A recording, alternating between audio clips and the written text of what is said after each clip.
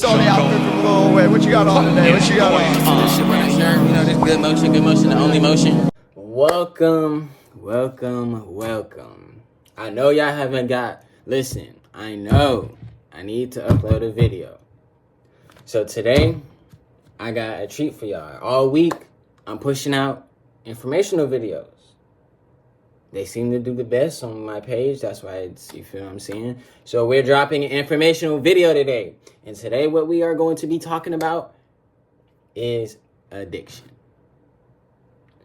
I'm going to make this video a two-part video. So one part, I'm going to film one part today. I might film the next part tomorrow, or I might film it today. But today we're doing part 1 of addiction. So let's hop straight into it. So how I want to start this video off is, what is the true definition, or how do scientists, doctors, psychiatrists see addiction? And from my research, this is what I've came up with. A compulsive, chronic, psychological need for habits forming substance, behavior, or activities that have harmful physical, psychological, or social effects, and typically cause well-defined symptoms upon withdrawal or absence, the state of being. So basically what that means is something that gives you a feeling that may not be good, because people can be addicted to good and bad things. Right. So as I was saying, addiction can be good and bad things. If addiction runs in your family, you have a higher rate of having an addiction to something. You could be addicted to soda, TV, anything. It could be anything. Smoking, drinking. It all depends on the person itself. But me, it's addictive personality traits run in my family. So I have a higher tendency of being addicted to something other than the next person does. But that doesn't mean that you cannot understand addiction and understand how you can handle it in different type of ways. Now I want to talk about the 4 elements of addiction. Number 1 is cravings. That means you always want that substance or that object or that thing.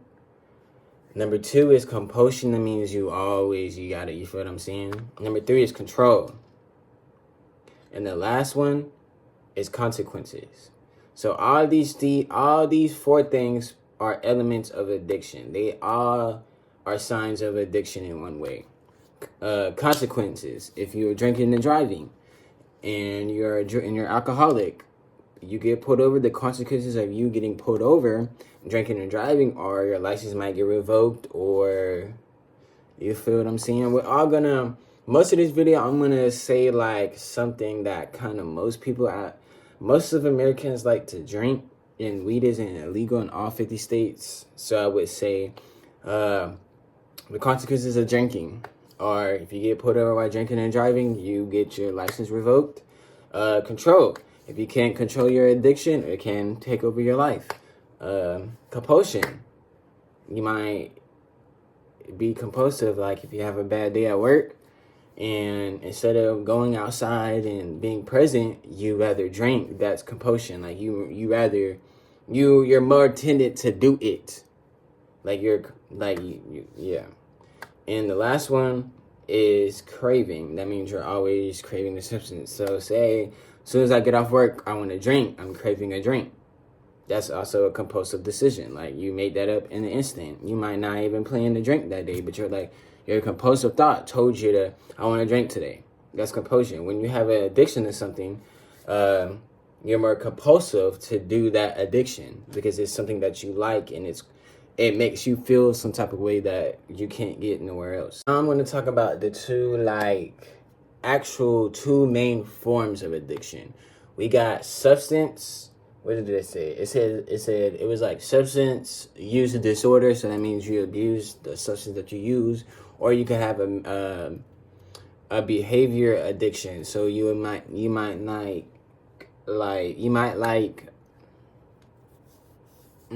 what's a good example? For a behavior one, it would be like if you're addicted to speeding, that would speeding increases your behavior more than if you drive normal. People that speed have a more of a behavioral, like, they're more calm and collected, but inside their body they're more like very jittered and awake. So that feeling of that rush of speeding can be also an addiction too, which I would classify in my own words as a behavioral addiction. And substance addiction, which is, like I've been saying, alcohol, weed, medication, over the counter medication.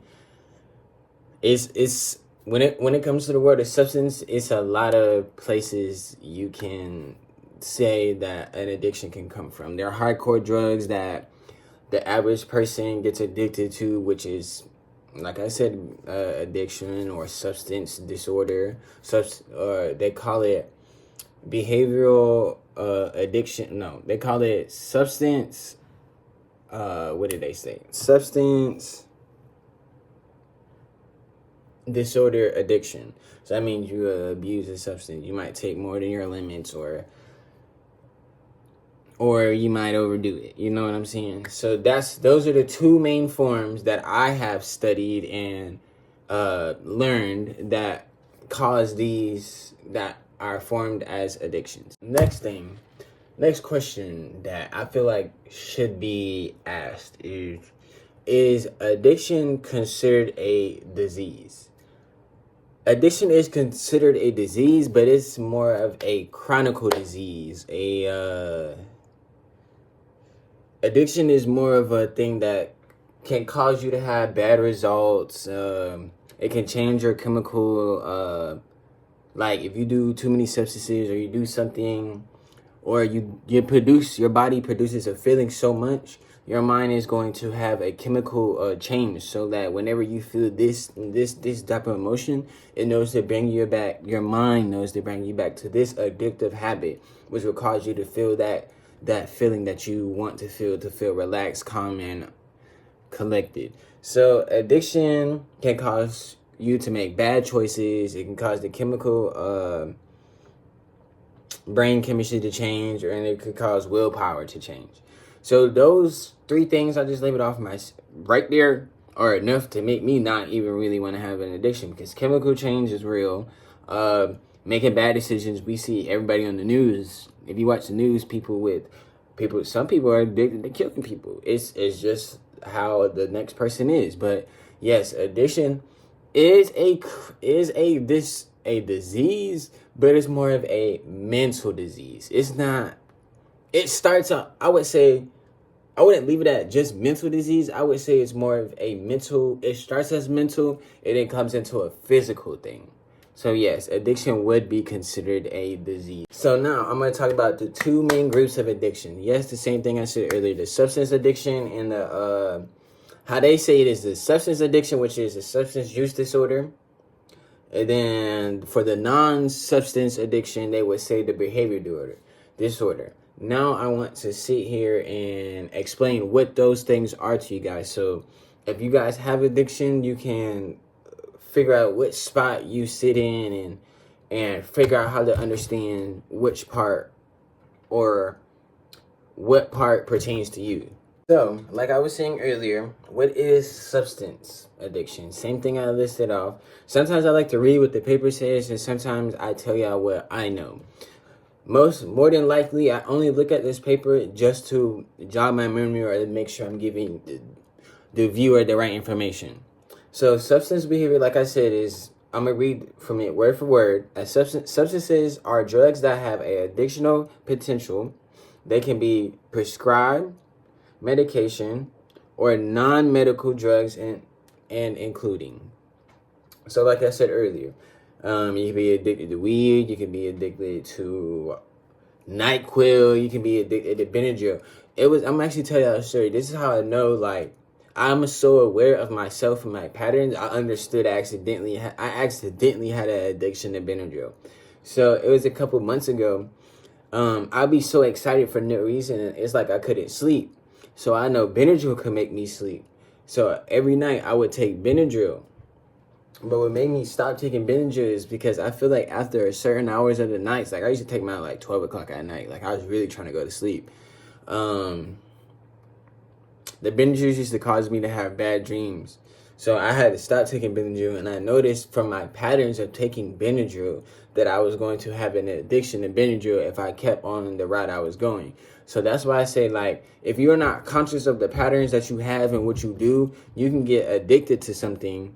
Knowing, like I told you guys earlier, I have the addictive personality, not me intentionally trying to get addicted to Benadryl. I don't even know, like, the highs of that shit. I don't even think there is any, but addiction can fall on you like that. But it's up to you if you're causing it or if you're accidentally causing it, that you be aware of what are you doing and the habits you are creating. Now I'm going to go over what a non-substance addiction is. I just talked about what the other category of what these higher ups or doctors classify addiction as. I'm going to talk about the other side, which is non-substance addiction. I'm going to read you guys the definition straight up. It's non-substance addiction is a behavioral addiction that can occur with any activity that's capable of stimulating your brain, rewarding symptoms. So basically, drinking. You're feeling some type of way. Being drunk can stimulate your senses and reward your brain with a chemical that pops up. Let's continue. Behavioral scientists continue to study the similarities and differences between substance addiction and behavioral addiction and other compulsive behavior conditions like obsessive compulsive disorder. So in the own category of non-substance addiction, you can also have obsessive compulsive disorder, which that means you'll do it often because you're obsessed with in the example I gave, you're obsessed with drinking. So that is an example of non-substance addiction. Next part, we're going to be talking about signs of an addiction. So I'm going to list off the 4 signs, and then I'm going to talk about them. First sign is an inability to stop. Second sign is increased tolerance. Third sign is intense force of substance and anxiety. And the last one we're going to be talking about is lack of control. First sign we're going to talk about is the inability to stop. I'm going to read the definition, and then I'm going to go more in depth with it. So, the inability to stop is people may use a substance or engage in harmful addictive behavior even if they want to stop. They may have tried multiple times to reduce the substance or use behavior but can't. They may also lie to their loved ones about or try to hide it. So what that means is the ability to stop. Basically, is what I read right there. The paragraph, the true definition of it is, say I'm addicted to alcohol. That is something I'm gonna do all the time, even if my girlfriend or my close relatives tell me to stop. I might stop, but it's a higher chance that I really won't stop because I'm so used to the rush it gives my body that I really don't want to stop. And some people's what loved ones or people around them say, or them themselves, they take what they say into consideration. But when times get hard, they're going right back to that substance. Most people that have an addiction want to feel that dopamine rush. That's what an addiction is. It's a dopamine rush that you just want to crave over and over and over. The inability to stop can lead down a long, hard road, especially when it comes to loved ones. You could lose loved ones just because they have the inability to stop, or you could lose loved ones because you don't have the inability to stop. So having the inability to stop can play a very, very negative role in your life. That's why I really wanted to go over this one, because most of an addiction can be negative to your life. And people do try to stop, and sometimes having that withdrawal leads them to have the inability to stop, because that feeling off of coming down off a dopamine rush that you really not trying to have no more, Your body craves it. That's what, once you say I smoke the same time every day at 5 o'clock. If I was supposed to smoke right now, my body would be fiending to have whatever substance, my substance of choice. But since I know mentally to have the ability to stop something and not cause an addiction, that's what caused me to have the inability to stop. Most people that don't have that will, every time at 5 o'clock, they will go do what they got to do, get their dopamine rush. And when they don't, or they miss time, or they're late, or they just don't got it today, their body will feel some type of way and produce an emotion until they get that substance in their body. These next couple pieces, is getting dark outside, so I'm going to try to finish this video up soon. But the next couple pieces we're going to talk about, I'm gonna be more reading the definitions, and I'm going to have a brief summary, but let's run through this. Increased tolerance. Basically, I'm going to read the definition and I'm going to go on more. Over time, they may need more of the substance or activity to feel the same euphoric effects as they did before. So basically, if you're doing weed, and you know, when everybody knows, once you start smoking weed, you start at like a little amount, and then as you keep smoking, your high kind of goes down because your body's so used to having that substance. So you increase you might put more grams in there, or you might smoke more quantities during the day. That would be an example of a increased tolerance. Next, I want to talk about is an intense force, intense force on the substance or activity. So people that have workout issues, eating issues, drinking issues, they their mind is already preoccupied on the substance or activity. Sometimes people that have these intense forces, they might feel like the addiction has taken over their life. They spend more time craving, obtaining these things, or thinking about the subject. So basically, an intense force on the subject or activity is basically like where the mind kind of takes over. That's the whole psychological part of what the activity or substance does to your body. So an intense force just kind of explains the whole mind part of it. And the last thing would be lack of control. So basically, if you can't control how much, if you can't tell yourself no, you have lack of control. If you can't tell yourself no, you're drinking enough today, you have lack of control. If you can't say, hey, you've had enough, Isaiah, please stop drinking, there you go right there. These are all things I would say lack of control can ruin a lot of people's life. People have lack of control of slowing down. People have lack of control of not having so much meaningless sex. Lack of control could overtake a lot of things. We're at the last couple of pinpoints for this video, and then I'm gonna work on the second part of addiction. I think the addiction will be complete. If you have stayed this far into the video, thank you for staying this far. And if you want to learn more about addiction, it will be another video. So let's get right into it. Personal problems and health issues. So, like I said earlier, having an addiction can cause personal problems like health, relationships, and more, and life issues.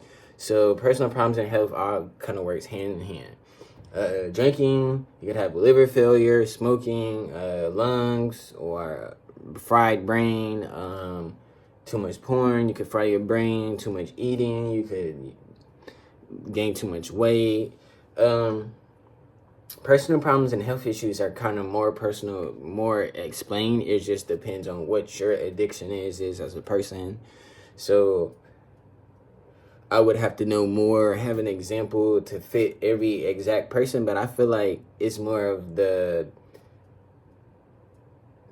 relationship of your work, your career, and your relationship, or your work and relationship in your personal life. So like having personal problems with drinking and health issues could lead you to miss work.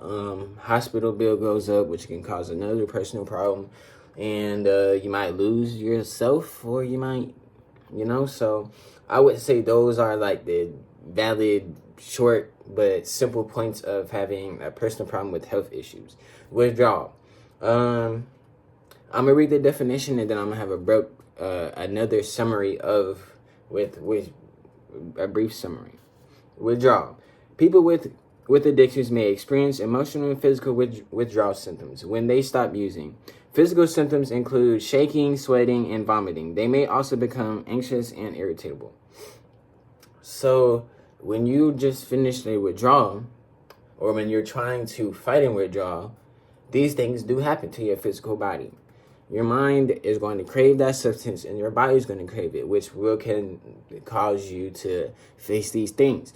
Any person that you will ever talk to on the street or who you know that has beat a withdrawal, they'll tell you it's really not like that. Me personally, I can't say I ever been through a withdrawal, but from the people that I've talked to about this, nobody really likes having a withdrawal. You just have to have that discipline to get over the withdrawal, because a withdrawal is, some people don't like it and some people do. That's how it is. Next thing, what causes an addiction? I'm just gonna read the definition because I felt like I really kind of went over this enough, and then I'm gonna do my last say and leave it at that. But there is not a single cause of addiction. It's a complex condition. A significant part of how addictions develop is through changes in brain chemistry. So like we said earlier, a couple minutes ago, most of these addictions is caused by the same feeling your body wants or your brain wants, which is that dopamine. Social media gives us dopamine, eating gives us dopamine, drinking gives us dopamine, speeding gives us dopamine. These are all ways that we like to feel good, or we like to feel content. Next pinpoint. Substances and certain activities affect your brain, especially the reward center of your brain. So say if I'm out robbing people or shoplifting, I might like the fact that it makes my brain feel good knowing that I am doing these things. The I am of the day is always attract positive results into your life. Remember that. So, based on how I said, this is basically going over what we already went through. And the last pinpoint, this can create an unhealthy drive to seek more pleasure for the substance or activity and less from healthy activities. So this is basically just giving you what a psychiatrist or a doctor would tell you as why or how, or understanding how you got this way. All right, so that was the end. That was the last part I just finished. It is 6:23. I just finished the last part of the first part, but the last section of addiction. If you made it this far, thank you for watching. If you like or subscribe, that'd be greatly appreciated. One second. That'd be greatly appreciated. I'm going to probably in the next couple hours work on the next video of addiction. And don't forget to enjoy your life. If you learned something, thank you for learning. If you actually sat down and watched this video and listened to what I said, thank you. Hope you have a blessed day. It's on the outfit from a little way. What you got on today? What you got on? This shit right here, you know, this good motion, the only motion.